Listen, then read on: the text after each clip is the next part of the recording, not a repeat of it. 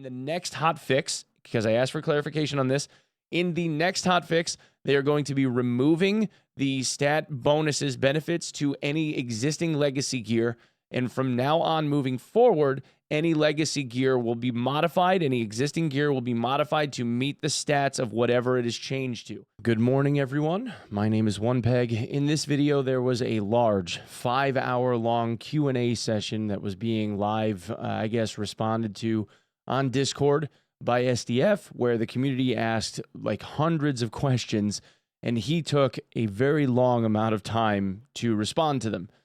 So I went through and tried to grab the highlights. I'm not sure if I got every little thing. I think some of the questions obviously were silly, but there are some balance things in here that I think should be discussed, some future-facing ideas that they had, and also there was a teaser image that was shared that had to do with the newest dungeon that they're working on. Now, the dungeon, insofar as its timing and whatnot, is hopefully going to be here at some point in November. They are looking at possibly giving us the Druid at some point in the next couple of months. Possibly, they're also going to be giving us the ability to have multi-match consolidations as we move forward through the dungeon's progression. And even they offered up the ability potentially to be able to choose which level of the dungeon we want to skip to from a first level, let's say, so that we don't necessarily have to go through the entire dungeon's progression, which also is incredibly interesting. Again, I may not have caught it all as I was trying to grab the highlights, but for all of you that want to go and check it out, you can obviously go over to the Dark and Darker official Discord, and under the Dev Q&A section, you can look through all of the questions that were asked and SDF's responses. So here are the basic highlights. The first question that I grabbed was, movement speed disparity often creates matchups where weaker equipped enemies are at a net advantage. Do you consider speed to be balanced today? And if not, what is the vision for movement speed? Movement speed is the strongest factor in this game. I agree. Movement speed is everything. Being faster than necessary is not what we want, or not what I want. We are trying to find a reasonable maximum level. So it looks like they're still not done tweaking movement speed caps. Also, there was another question that had to do with speed shrines, and SDF agrees that speed shrines currently are a little too strong, so I would look to seeing a nerf on speed shrines at some point in the future. And we have a teaser image for the next dungeon. This is what they ended up sharing. It looks an awful lot like Dark Souls Blighttown. Pretty cool, actually, because these are definitely walkable, and it looks like there's a whole bunch of area to fall off. What would be interesting to see is if they actually end up having like a death wall or a death floor where if you fall off of the tower, you're gone. That would be very cheeky. What other races do you guys think about adding? Maybe a dwarf. I don't know if they'll ever add a race or a skin that changes the character model size. I suppose it's possible that they do, but I think they're going to have to be very, very careful when we start talking about hitbox sizes compared to that of other character models. But we'll see what they end up doing. In this case, he said the race most discussed internally was Lizard Man. However, it's being postponed due to difficulties in implementation. It may not be Lizard Man, but if possible, we'd like to introduce a new race within October.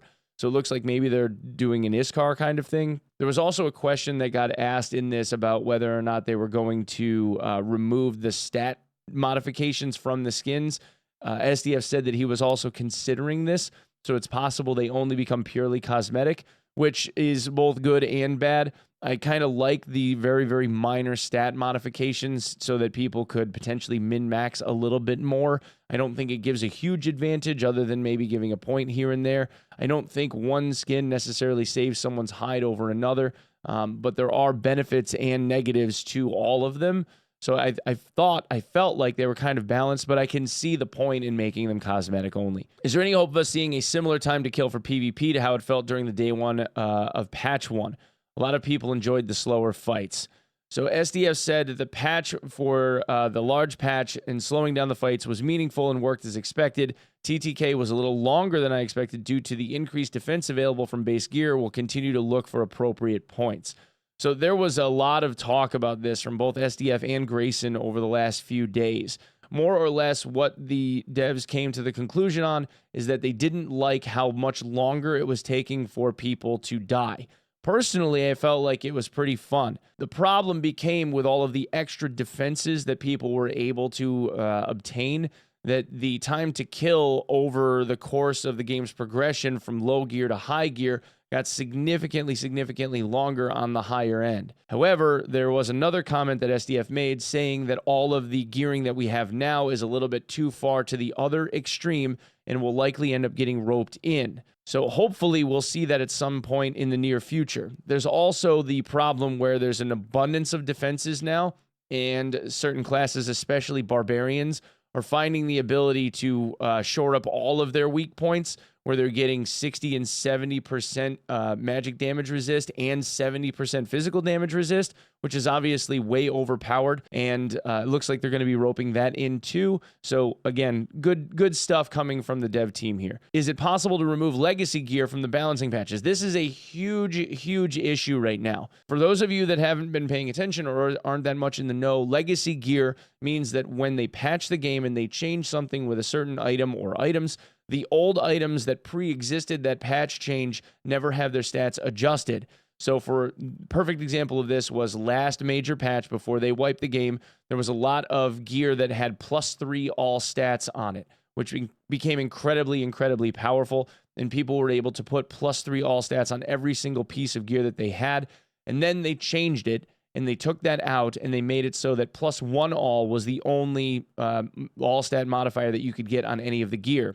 But people had all of that +3 stat gear kind of socked away in their inventories, and then they all became like gods running around in these instances, and they were just rolling everyone else because they had all of these amazing extra stats that no one else could obtain at the time. That is legacy gear. When they changed the occultist boots, for instance, they went from 14 move speed to 4, but then when people realized they were getting changed, they just filled their inventory with 14 move speed boots, and those things are still everywhere. SDF says, we always respect the time players invest, so we didn't want to mess with the gear that they had previously acquired. However, because it actually interferes with securing test data, from now on, we plan to change all existing legacy items and existing items in line with future updates. This means that they are going to be removing in the next hotfix, because I asked for clarification on this, in the next hotfix, they are going to be removing the stat bonuses benefits to any existing legacy gear. And from now on, moving forward, any legacy gear will be modified. Any existing gear will be modified to meet the stats of whatever it is changed to. Legacy gear will no longer be a thing in Dark and Darker after the next hotfix. Hello, Grayson. Is there any plan to introduce gear-capped lobbies? For example, a lobby that caps the gear and prevents anything higher than green. We don't want everyone fighting at the same gear level. That is an area that other good PvP games already do well. And I completely agree with this. In my experience, and this obviously isn't for everyone, in my experience, the majority of people that are complaining about gear disparity, and I'm not saying that this is in every case, but the majority of people that complain about gear disparity and or that certain abilities are overpowered typically do not understand aspects about their own class or the class that they are fighting or the gearing involved in what makes their class good in order to be able to combat each and every class that they come across. Most often, and again, I am not saying that this is every case because there are outliers like Barbs being overbuffed from their own gear, or rogues before when they were two-shotting people with grays on. More often than not, it comes down to those situations where people just don't have a good enough understanding about what the game entails and its mechanics. Them saying that they don't want to gear cap lobbies comes down to that, and obviously player ability. So it comes down to understanding, and it comes down to the capability of the player. There obviously is something to be said about gear disparity where people in purples are rolling people in whites and greens. However, given how much gear is currently available from merchants, there is no real reason, aside from people's inability to survive, that they should be getting rolled by guys wearing those purple items without putting up a significant fight. Myself, given that I have 1,000 hours in this game, playing with other people that have 500 to 1,000 hours in this game, can put together a set of gear rolling in low roller lobbies inside of 3 to 4 levels worth of XP, maybe a half a dozen runs. You can get a set of greens and blues with plus all stats, plus healing if you're a warlock, all of those stats that are desirable. You can put together a really decent set of gear in a half a dozen runs to where now you are a challenge to those guys wearing purples. Yes, they absolutely still hurt, But in my experience, unless it's something like a ranger with a purple longbow and a lot of plus damage gear, you almost always can give people a really strong fight. We have had it have multiple instances where we even come across that ranger with really good gear on and given them the fight of their lives, and they lose because we just have good positioning and understand that you need to use pillars and whatnot to your advantage, breaking lines of sight, try to close the gap, and get in on those characters that you are weak against. It's just a matter of trying to outplay them to the best of your ability and get in there. Team comp matters more than anything. If you're one of those people that feels as though you're being rolled by people in purples and blues, and again, I'm not trying to sound elitist, try to consider that there are things to learn from those situations that you can benefit from in future rounds. You learn a lot from this game by just dying a lot. Anyway, I'm off my soapbox. Somebody also asked a question about bosses and goblin caves and progression and a dragon boss. They're adding a dragon boss in the future, it looks like. They were talking about adding a new boss to Goblin Cave, which is really cool. And they're also going to be adding a high roller version of the Warlord at some point in the future. SDF, if you ever end up watching this, I would request that you please look into the Warlord. There is currently a major bug where there is crazy amounts of stacking debuffs that happen as soon as you walk into or spend too long in the fight, where somebody ends up being caged, even if there's nothing on the ground from those little wedges that show up. If you could please look into that, that would be really great. There was a question about the expansion of wizard spells. Will Wizard end up seeing any more spells? Magic Lock is already implemented, but due to some issues, it was not included in patch 1, and Explosion will come. There are many other ideas, but I will finish the Warlock first. So Explosion, I assume, is an AoE around the Wizard where they can cast some area of effect around their immediate area, which would be really cool. Magic Lock, I went and asked what this was. Is that a locking spell for Wizard? Yes. So what it appears to be is the ability to lock a door with a magic spell that has a certain duration of time, preventing other people from opening it or forcing somebody to have to lock pick it in order to be able to open the door. Now, obviously, you can break it down with things like Fireball, Hellfire, or the Barbarian if they have the ability to use the door smash down, if they have that perk on. There are things that can counter that, but a magic lock to create space is really cool. For an idea, consider the zone control. Like, let's say somebody's trying to fight their way into your room and you have the circle and they are in the storm. A wizard casting Magic Lock on that door forces them to have to stay behind the door unless they have a mechanic that can get that door open for a time. They could chain cast Magic Lock on that door and keep that door closed.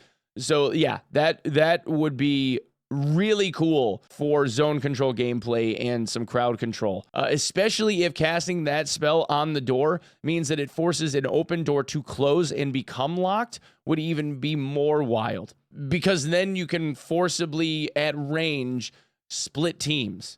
Like, there's a lot of utility there, and that would be shenanigans. And I love when they do brain play style additions to the game like this. Stash extensions will be available.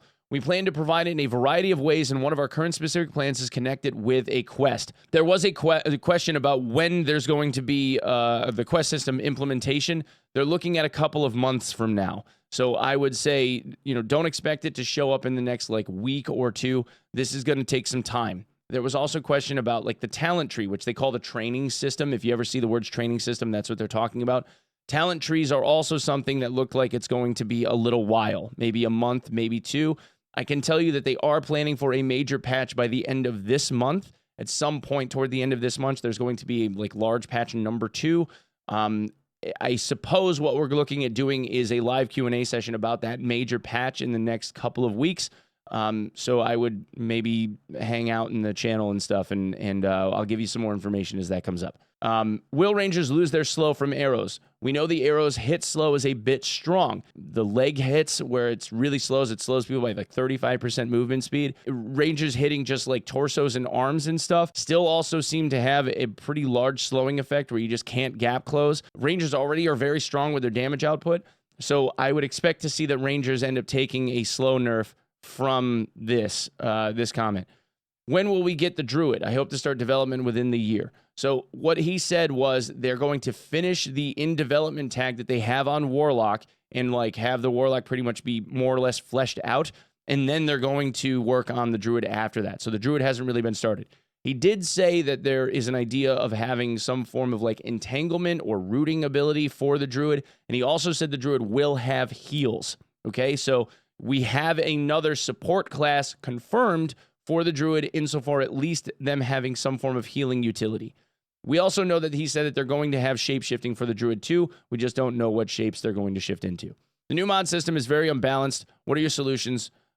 Since there have been many answers related to random modifiers, I will omit them. So, meaning he's already talked about random modifiers in the past. Currently, we are intentionally trying to supply many luxury items to the market. We're examining whether the stress of death can be sufficiently reduced, whether the problem of taking a lot of time to prepare due to the nature of the trading system can be solved, how such a game feels, and how long it can last. So this comes back to merchants having a ton of stuff. Right now, I think that this is a very good thing. There are a lot of people, even just in normals, that are running around with good gear that make the PvP fights feel good.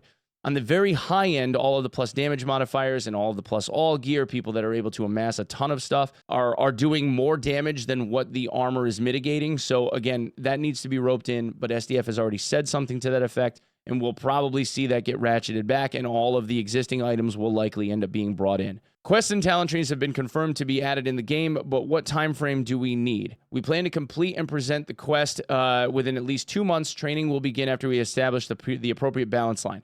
So what this means, the training is the talent trees. They're trying to get the game roughly balanced around what the existing perks and whatnot are. We have access to all of those perks right now. The plan is to get that to be something that people have to earn into, and then they'll end up building out what those talent trees are supposed to look like once the game feels relatively balanced around all access to all skills. Are you going to do something about Barbarians being able to stack both magic resist and physical resist? Barbarian is a bit strong. It's not the Barbarian's self that is the problem, but rather the items and buffs that eliminate their shortcomings. It'll be adjusted. I hope there will always be various combinations. So I don't know if this means that certain pieces of armor and gear, I would assume it's going to come down to armor that barbs are able to wear is going to end up being nerfed a bit, either in magic resist or in physical resist or both. So that way they don't have 60 and 70% MDR and PDR at the same time, because that just forces people to have to build into penetration builds and true damage builds, as opposed to trying to find build variations that would still technically work against a really buffed up barb. Because right now, and I don't know if you guys have seen it, aside from the PDR stuff, if they get buffed and use their self buffs, like their HP shout, they're getting like 250 HP and they're hitting heads for 130 to 150. It gets a little wild. With the recent streamer situation regarding their possible influence on the hotfix, do you plan on addressing this, etc.? So this comes down to a couple of accusations that got made because of passing comments that got made by a couple of streamers, Mendo and Jay Griffey.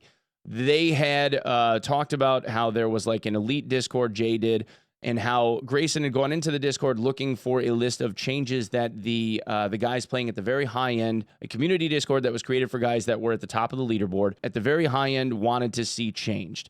Now, that list that was obtained by Grayson, who is a CM, by the way, he's not a hands-to-keyboard dev, he's not programming the game. Grayson is a liaison, and he's feeding information back to the devs for information that they use to try to develop the game.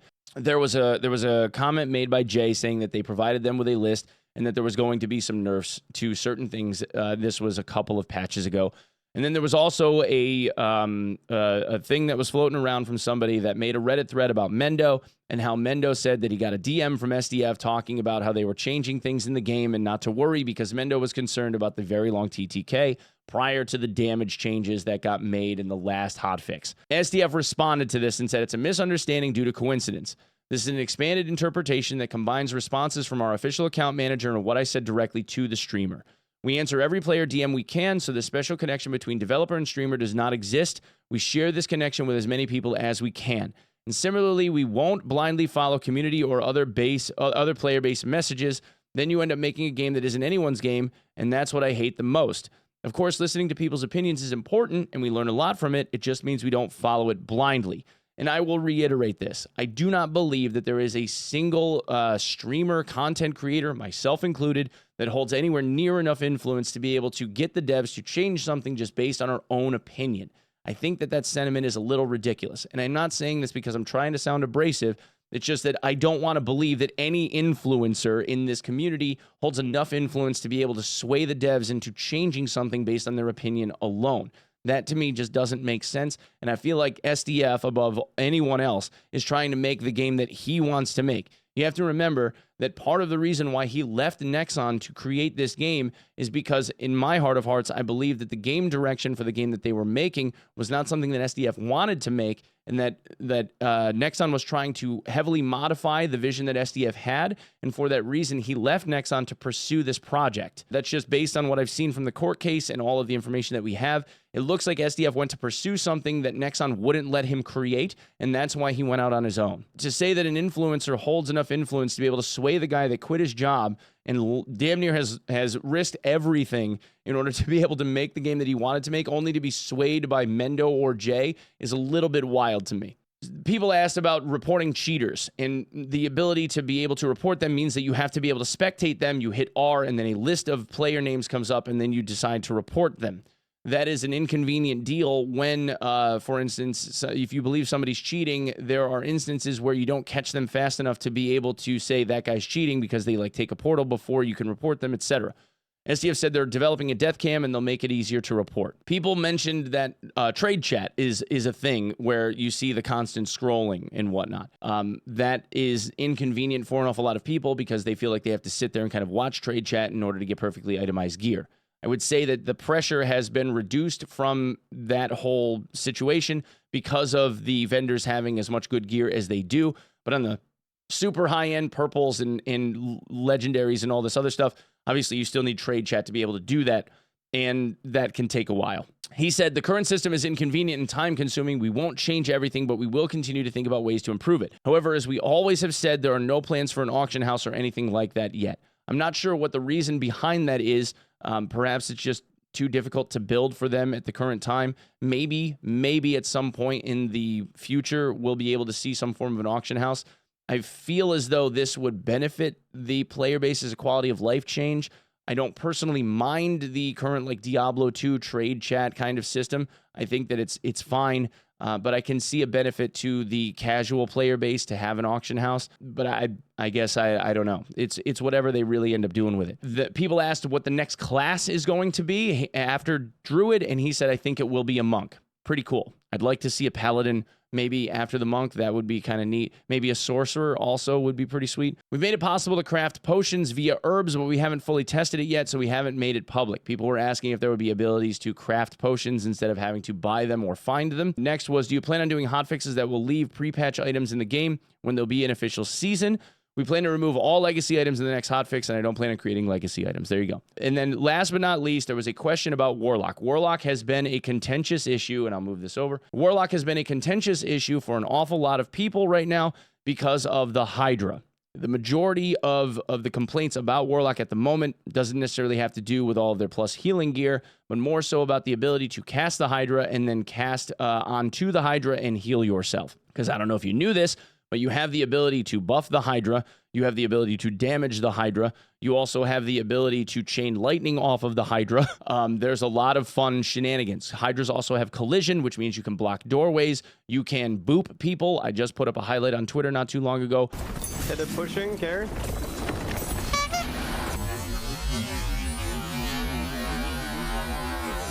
Casting Hydra is more of an ability to disrupt players and force them off of positions and try to single people out by creating like little blockades that are like, you know, just wide enough to be able to disrupt people's movement or force them off of like held positions. People complain that the ability to self-heal is overpowered because it doesn't create a lot of downtime. I disagree, because the amount of HP that it costs during fights can actually put a Warlock in a position where they just can't cast anymore because they need somebody's help. SDF said, Warlock is still a work in progress, and due to its synergy with magical healing, it's currently a bit stronger, meaning it wasn't all that strong last patch, but now it's in a stronger position. He said, still, we are seeing that it is playing as we expected, meaning they are not planning on nerfing anything having to do with the Warlock at the moment. That could obviously change as meta shifts happen, but at the current moment in time, they are not planning to adjust the Warlock or the Hydra or anything of the sort. If they do, I will report back and let you know what they are thinking and plans associated. That is more or less the ins and outs of the dev Q&A, all of the important highlights and bits. So if you dig that and you want to come by and come and hang out maybe over on the Twitch channel, I will be live as soon as this video is live. Thank you so much for coming and checking this out. Hopefully we'll see you here. And if I don't see you live, maybe consider subbing the channel if you enjoy the content. That would be pretty sweet. Anyway, I will see you in the next one. Thanks so much. Peace.